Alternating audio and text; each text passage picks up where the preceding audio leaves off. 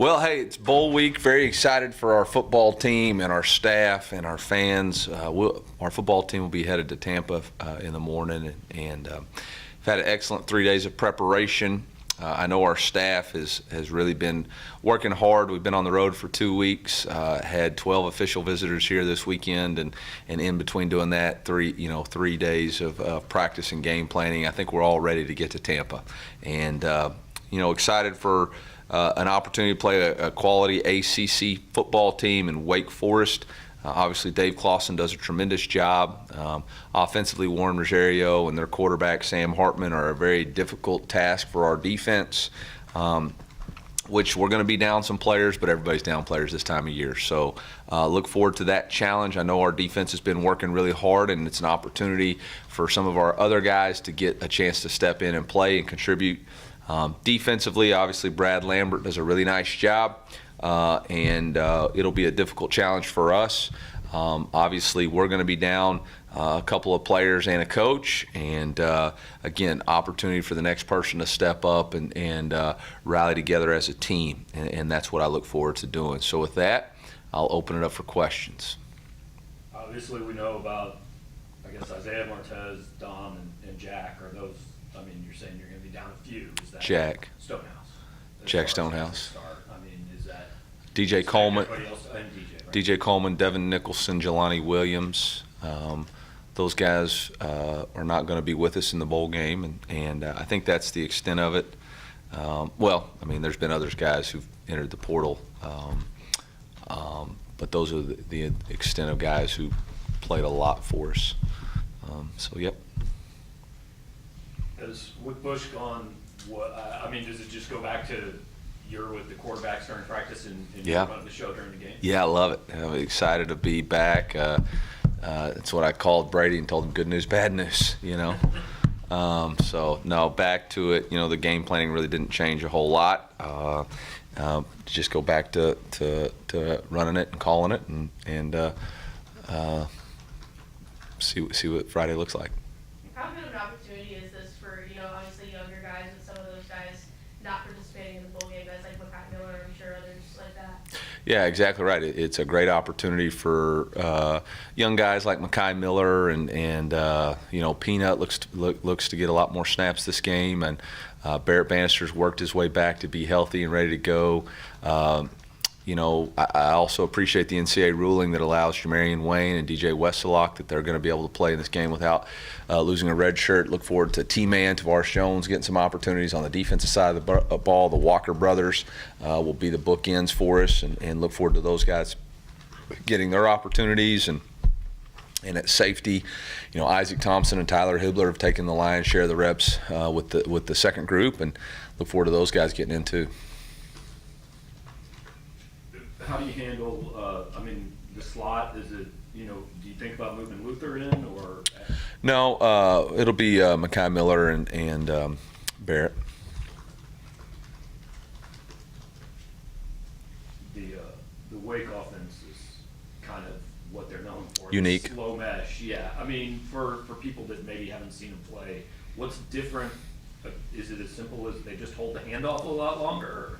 No, it's a unique offense. They've been running for a long time. They've been very successful at it. Obviously, I think Sam's one touchdown away from breaking the ACC record before he moves on to whether the NFL or whatever his future holds.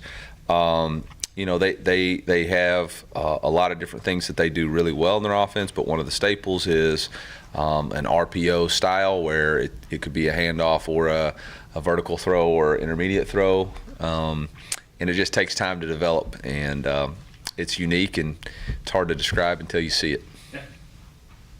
On the other side of the ball, offensively, what are some things that you think he hang on for the last couple of weeks as a predator? Yeah, I think obviously they're very sound in what they do. They do a great job of mixing their fronts from four down and odd. They have multiple pressures and coverages.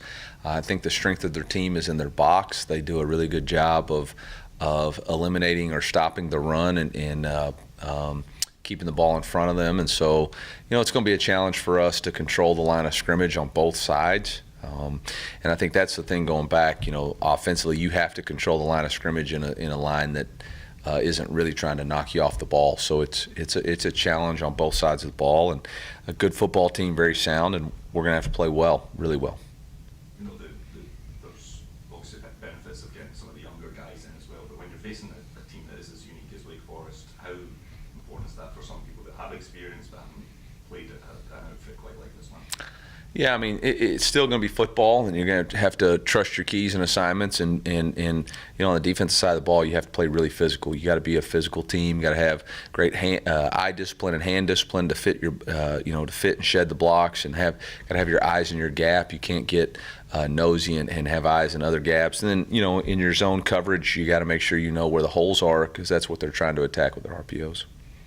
A few of the players were, I think Aaron Walker was saying he sees this as a tryout for a starting role next season. Is that kind of how the coaching staff use it? Is it something that you're looking at players and maybe considering them as a starting for? No, I mean, I think every year has an opportunity for you to compete on your own, and as we've proven a whole lot, you know, every week's a week of its own. You got to compete every single day. This is a great opportunity for Walker to go out and Arden to go out and play well, and you know, help our football team this game. But I don't read into it a whole lot more than that. Obviously, we anticipate that he's going to play well. He's a good football player, and he's earned the opportunity to go out there and really put that on tape. A lot of people talk about the bowl game being able to be a springboard, like momentum into next season if you win. I mean, coming off of last year, like, did that one stick with you longer than any other game does just because it's the last one, or is there a carryover effect? Yeah, it's stuck with me. It'll probably stick with me forever, to be honest with you, to lose that one the way we did, especially to come back and have what we thought was going to be a game-winning drive and then not be able to stop a triple option team in a 2-minute situation. Hurt. I don't know that it affected us at all this season. I don't think it did. But, you know, you'd like the momentum of the offseason to be about winning the bowl game. You know, bowl games have changed a whole lot in the last 3 years. But I think for us, this is about this team, this group of guys who have chosen to move forward together in this game, and this group of men and women in our organization to go down there and put our very best effort forward. I don't know what it's going to mean for the future. I just know, you know, it's an opportunity for us to go win a bowl game, and that's what we want to do. I know you want to win every time they keep score, but I mean, given that this program hasn't won one in 8 years, and it's the difference between a winning record and a losing record, is that any more impact there? I mean, it's just more, I guess, tokens in the slot machine to try to get the win, to be honest with you. I mean, I didn't know all that stuff. But yeah, I mean, I think all of it's significant, and whatever can fuel the fire, I'm all for. I just know we're motivated to get this one. So. Sorry, somebody already asked this one, Coach. But That's okay. Why would somebody have already asked that? Was that because you weren't here on time? But Wake Forest has 5 different receivers for over 500 yards. Does that put more of an onus this week on winning one-on-one matchups more, since there's not maybe 1 or 2 guys you can really key in on? Yeah, I mean, I think we all got to do a great job of defending the pass, and whether that's, you know, in our zones or in our man or when we pressure or when we play, you know, back, we've got to do a great job. I think the challenge for us is going to be, we've been able to get pressure on quarterbacks, which has alleviated some of the pass defense that we've needed to play. And how are we going to create that pressure with the lack of, you know, our top 3 rushers in the game, pass rushers in the game? So, you know, we're going to have to do a really good job of creating or speeding up the quarterback in the pass game. You mentioned a few of the young guys that are going to play and getting some other guys a chance. And then at quarterback, or is that determined by the game situation? Is this Brady's until? Yeah, I'd say it's Brady's until. You could ask the quarterback's coach, but he's not here. Over the past few weeks, obviously, I'm sure it's still been busy, but no games. Do you feel like you've gotten to kind of reflect a little bit overall on the season and kind of things you did well, things you would like to change, or has it kind of just been all go? No, it has been all gas, no breaks. It's, you know, obviously the first week after the game, we were dealing with individual player meetings and figuring out transfer portal and who was going to go and who was going to stay. And then we had state championship games here. You know, I made a trip across the country. Was able to go not only to the Las Vegas for Coach Pinkel's Hall of Fame, but also to some other cities to visit recruits.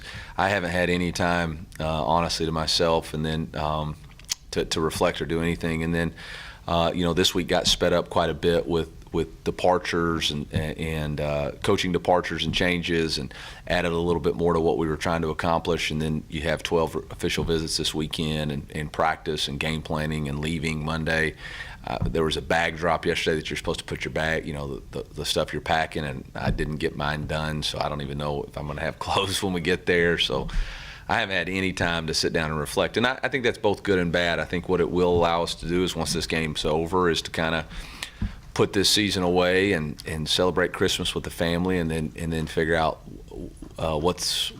what do we need to do moving forward to continue to improve, and that'll really be the charge for me once this game's done. You mentioned Gary's Hall of Fame induction. Yeah. How was that to see, one of the greats in Mizzou history go to the Hall of Fame? Yeah, it was awesome. It was really cool. There was a great luncheon that we had where his family and other people that have been influential in his life and in his career were there, and a lot of former coaches were there, former players. So it was really great to honor Coach and appreciative of Desiree and the athletics administration for putting some of that stuff on, and it was a really good time for everybody. Given that it sounds like maybe a little bit of a surprise, the timing with Bush, you may not have thought about this much, but with the vacancy on staff, I mean, do you have an idea of what your plans are as far as quarterback coach, offensive coordinator, what you'll do?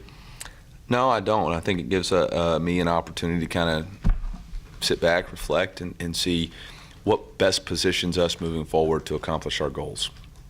And I know right now my focus is all gas on trying to win this football game, and so nothing that I can do right now is going to help us do that. So after the game, I'll kind of sit down and figure out what direction we need to go in that position, and what we're looking for offensively moving forward.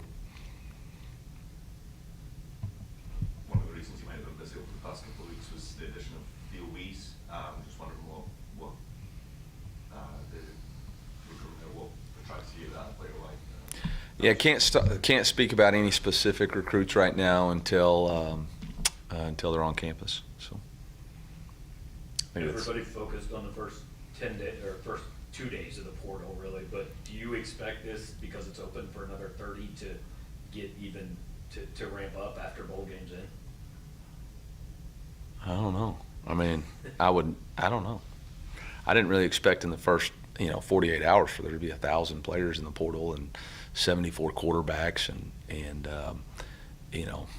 a lot of starting quarterbacks to be in there. I don't think anybody anticipated that. I do kind of assume that there's going to be some more players after the bowl game. I would anticipate we might have a couple after the bowl game decide to go in the portal. So, again, we will react accordingly to what helps our program and our university move forward. So we'll react and adjust accordingly. But, yeah, I imagine there's going to be more.